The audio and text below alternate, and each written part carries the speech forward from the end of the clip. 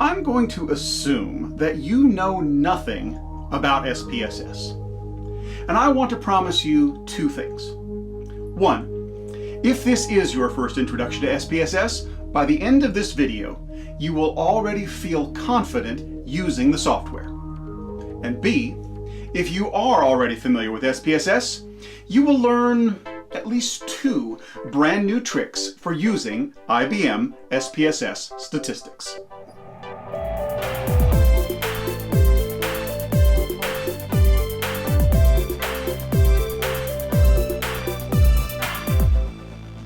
As you open SPSS, the splash page tells you what version of the program you're using. This series uses SPSS 27.0.1. Next, you are greeted by a welcome page.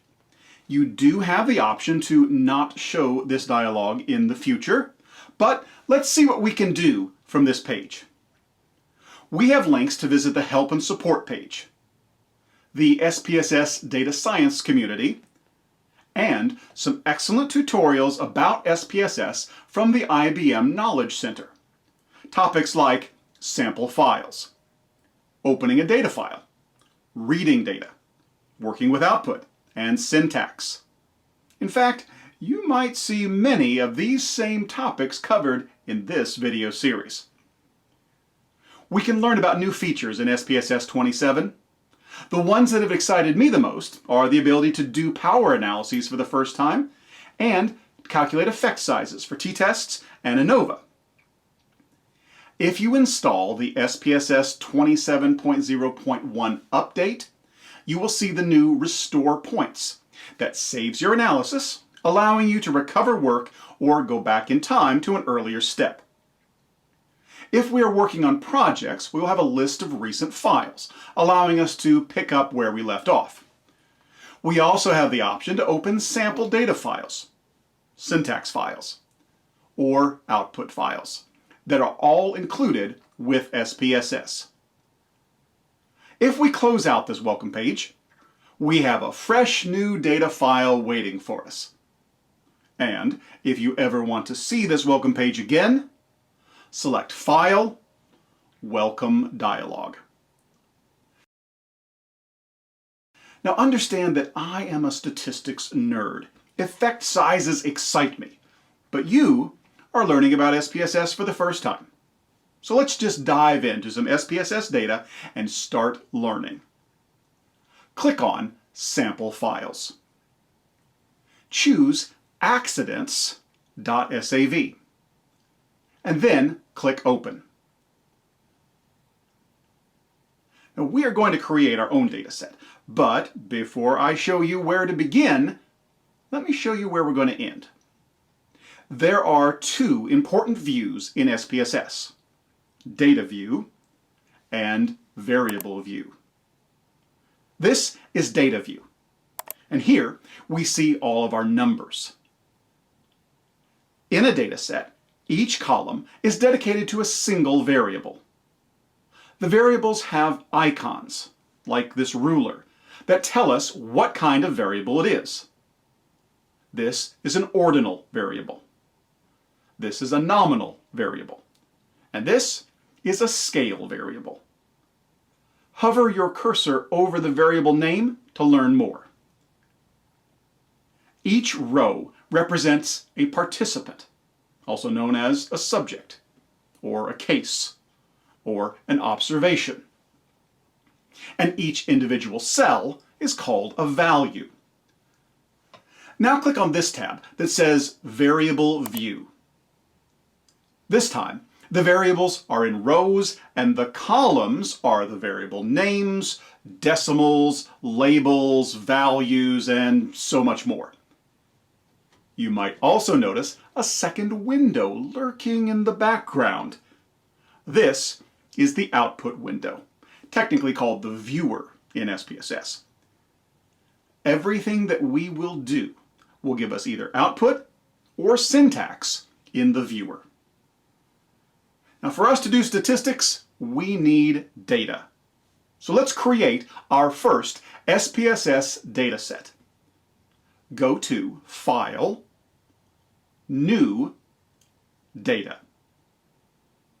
The new data file opens in Variable View. Click over to Data View, which is basically a spreadsheet where we can enter numbers. Now, right now, all of the cells are empty and gray and sad.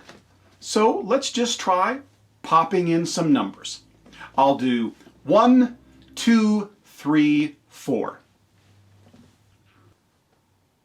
You'll see that as you enter a number into a column, that column just comes to life. We get an icon, in this case a ruler, and the variable automatically gets a name. Now, unfortunately, it's not a terribly useful or descriptive name. It's called variable 1 with a lot of zeros. But it's easy to overlook something very important.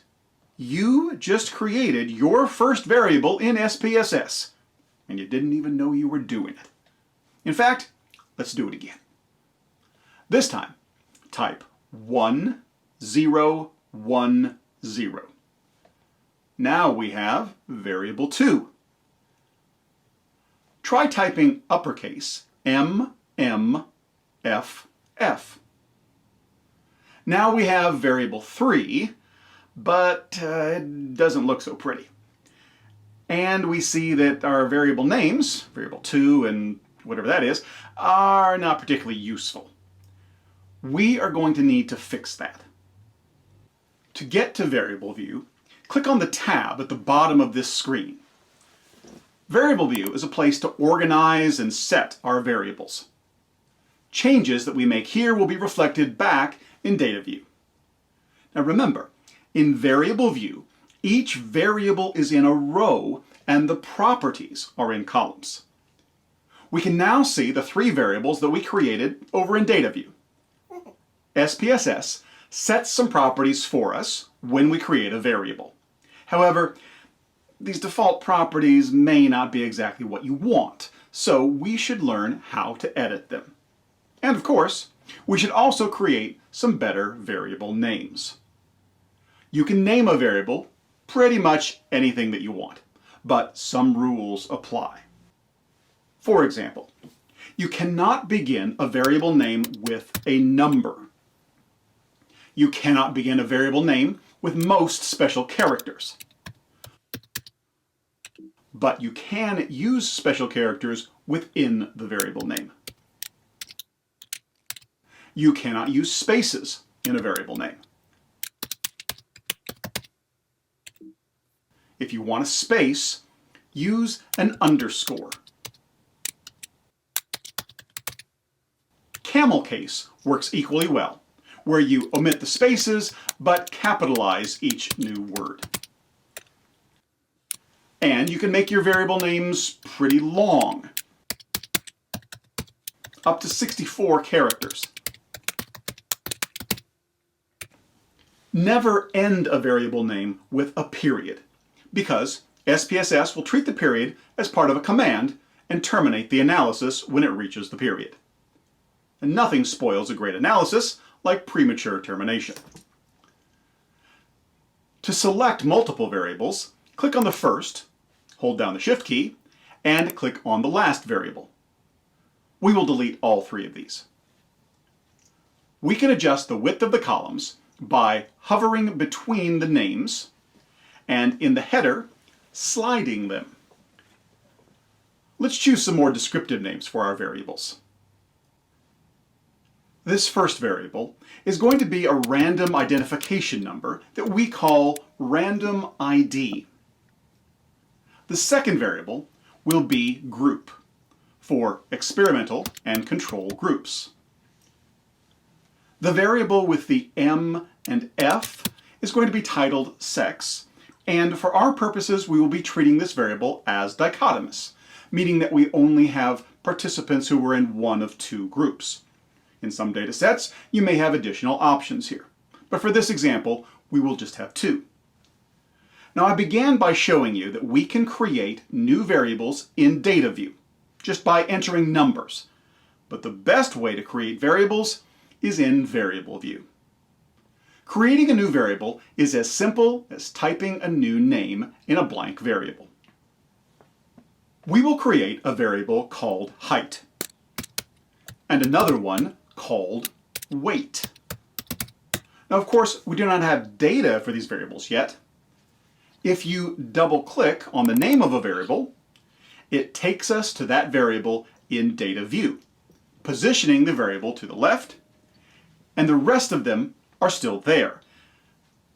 Type in a few height numbers just for fun. Now double-click on the column header, and we have flipped back to variable view. Now, variable names are good, but often you need something even more descriptive. And in that case, we can add labels to our variables. Labels can contain up to 256 characters, including spaces, and all of those illegal characters not allowed in variable names. Let's label this first variable as a random identification number. And this one is experimental group. And this is height in inches and weight in pounds. The sex variable is self-explanatory, so it does not really need a label, but I would like to relocate it in my dataset. Click on the name of the variable and then drag it up underneath our random ID variable. I can rearrange all of the variables in my dataset by dragging them in this same way. And if you want to delete a variable, use Edit Clear. The variable property type refers to the fundamental data type of our variable. Now, most of our variables are numeric, but because we used M and F, or alphanumeric characters, for the sex variable, it has been coded as a string variable. A string variable includes letters or words in the data. We can change these variable types. For example, setting them as dates, if you are recording dates, or to currency amounts, whatever your data type. Now, the width and column properties are related, but they're really most important when you are using string variables. Width specifies how wide or narrow the string variable entries can be.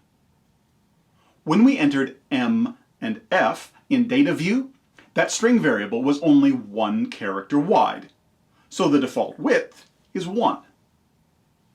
Column specifies how wide or narrow your columns will appear no matter the variable in data view. The column width was also set to 1, which is why the data looks so bad in data view. Notice that I can adjust the width of the column directly in data view. And that change is reflected in variable view. Or I can set the column width within variable view, and it will be adjusted back in data view. I will adjust this random ID variable while I'm here. Note that changing column width does not affect the width setting for the variable. The alignment is right justified for all of the numeric variables, but it is left justified for string variables. I can adjust that too by selecting Center or Align Right. And watch what happens when I add numbers for this weight variable. As I add 3-digit numbers, notice how they are automatically appended with 2 decimal points. We can change that too, back in variable view. Decimals specifies how many decimal places will show. 2 decimals is the default, but we can increase or decrease them. The random ID and the group variables do not need decimals because they are whole numbers. For height and weight variables, people can be fractions of a pound or fractions of an inch tall. Leave height at 2 and change weight to 1. This will not affect how many decimal places show up in your output. A property that you will use very frequently is measure. Measure specifies the scale of measurement that you are using. Any statistics textbook will tell you that there are 4 scales of measurement: nominal, ordinal, interval, and ratio. In the SPSS measure, nominal is called nominal, ordinal is called ordinal, but both interval and ratio scores are called scale. These first 3 variables are properly set. Random ID is just a naming variable, so it is appropriately nominal. Sex is a string variable, and string variables are always nominal. And group is a categorical variable, indicating experimental or control group, so it is nominal as well. But height and weight are scale variables. They should be changed to the icon with the yellow ruler. We will use levels of measurement extensively as we do descriptive and inferential statistics. Now, I mentioned that group is a categorical variable, indicating belongingness to either the experimental or the control group in our research. We need to add some value labels to know which group is which. Click on Values, where it says None. This opens a new dialog box. For our imaginary study, the experimental group was coded as 1. The value is a 1, and the label is experimental. Add. The value of 2 was used for the control group. Don't forget to click the Add button. Notice that you can check and correct your spelling.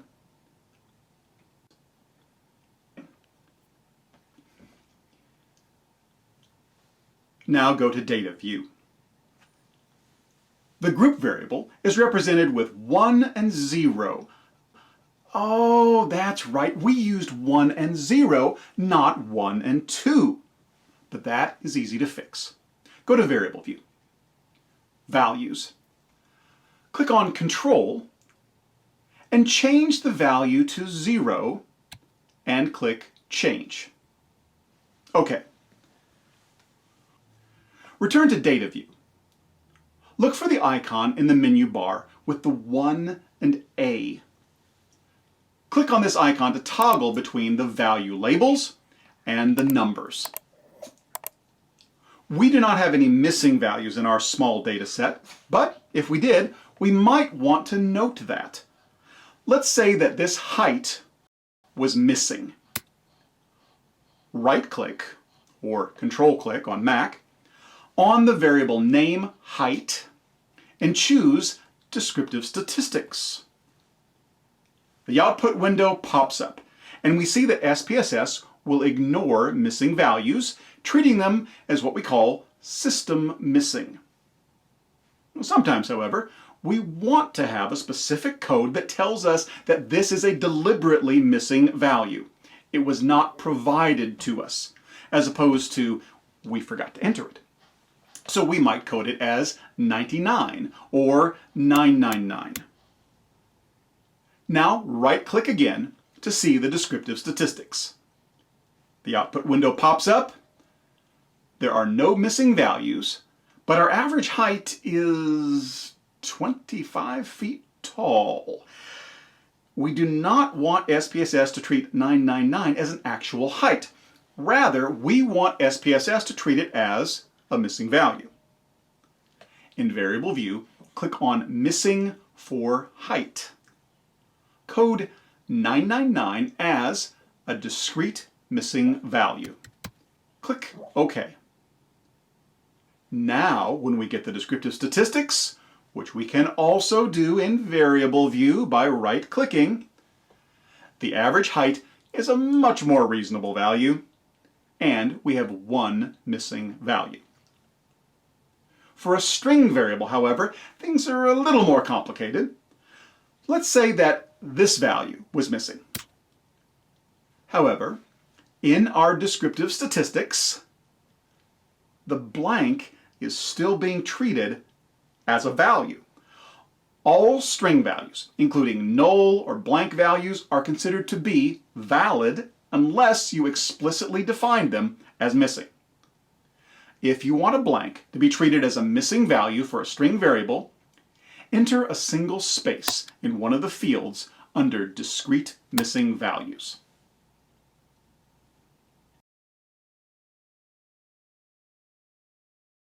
The last setting to tell you about is role. It defines the role that the variable will play in your analysis, and I'll be honest, this one is pretty safe to ignore. The options are to define a variable as an input or independent variable, a target or dependent variable, both, none, or to use it to partition or split the other data, a setting that is used in IBM SPSS Modeler, but not here in SPSS Statistics. Now, I have never found this role setting to be particularly useful. In fact, you can go to SPSS Statistics, Preferences, click on the Data tab, customize variable view, and deselect role so that it will not show up. That is how little you will use role. So what have we learned in this video about the SPSS workspace? You now know how to enter numeric data, how to enter string data, add variable labels, change a variable type and format, add value labels, handle missing data, and code missing data in both a numeric variable and a string variable.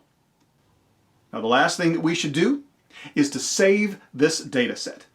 Click on the floppy disk icon to save the document. I love that floppy disk still means save.